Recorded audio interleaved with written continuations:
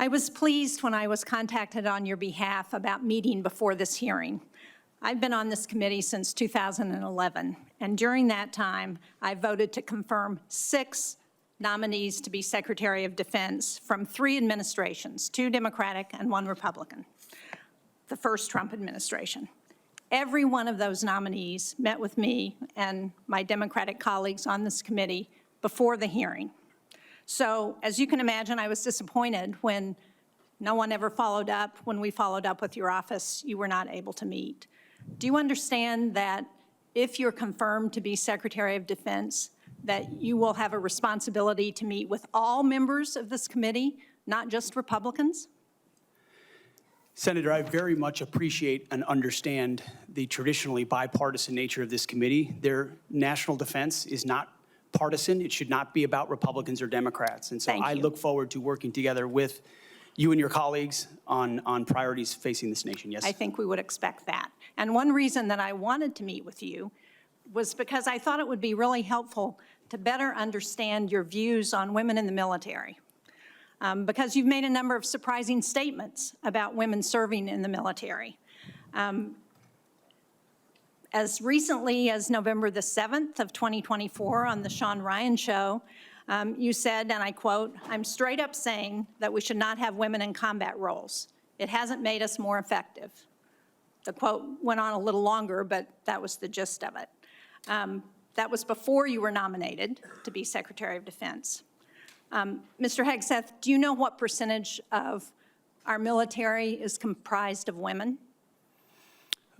I believe it's 18 to 20%, Senator. It's almost 18%, and in fact, DOD's 2023 demographic report indicated that there are more women serving now, and there are fewer separations. So they make up a critical part of our military, wouldn't you agree? Yes, ma'am. Women in our military, as I have said publicly, have and continue to make amazing contributions across all aspects of our battlefield. Well, you also write in your book, The War on Warriors, with the chapter, The Deadly Obsession with Women Warriors, that, quote, "Not only are women comparatively less effective than men in combat roles, but they are more likely to be objectified by the enemy and their own nation in the moral realms of war." Mr. Hegseth, should we take it to believe that you believe that the 2 women on this committee who have served honorably and with distinction made our military less effective and less capable? I'm incredibly grateful for the 2 women who've served our military in uniform and including in the Central Intelligence Agency, contributions on the battlefield, indispensable contributions. Senator, I would like to clarify, when I'm talking about that issue, it's not about the capabilities of men and women, it's about standards. And this committee has talked a lot about standards. Standards that we, unfortunately, over time, have seen eroded in certain duty positions, certain schools, certain places, which affects readiness, which is what I care about the most, readiness on the battlefield. I appreciate that. And so my comments point time and time again to standards.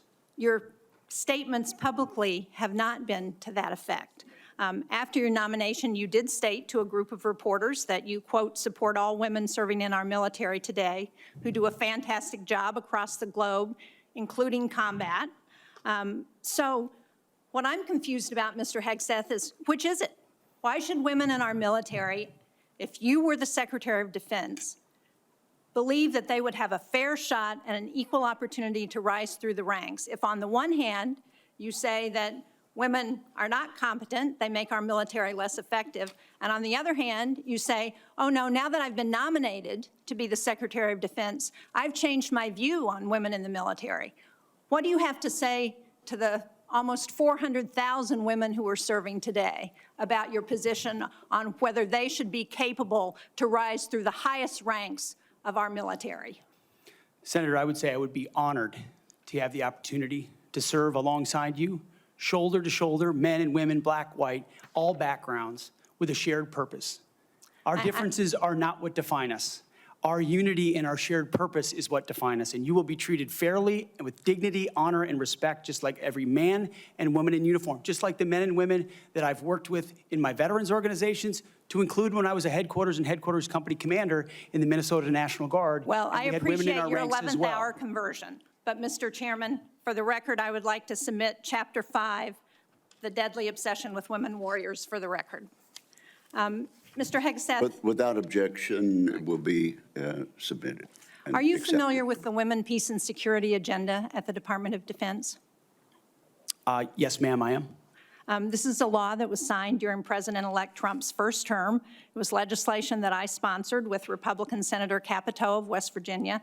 It was co-sponsored by Marco Rubio, the nominee to be the President-elect's Secretary of State. It was led in the House of Representatives by Kristi Noem, the President-elect's nominee to be the Secretary of Homeland Security. It mandates that women be included in all aspects of our national security, including conflict resolution and peace negotiations. And at the Department of Defense, it has been the law for 8 years under both the Trump and Biden administrations. The DoD has incorporated women throughout its decision-making as a result. Every single combatant commander across 2 administrations has told this committee that this law and its implementation at the Department of Defense provides them a strategic advantage operationally. Based on your comments, it appears that the example that you would like to set, not only for women in this country, but for women across the globe, 50% of the world's population, as the prospective nominee to lead the most combat-credible military in the entire world, is that women should not have an equal opportunity in our military. So will you commit to preserving the Women, Peace, and Security law at DoD and including in your budget the requisite funding to continue to restore and resource these programs throughout the DoD? Senator, I will commit to reviewing that program and ensuring it aligns with America First national security priorities, meritocracy, lethality, and readiness. And if it advances American interests, it's something we would advance. If it doesn't, it's something we would look at. Well, since former President Trump signed the law, I hope that he agrees with you.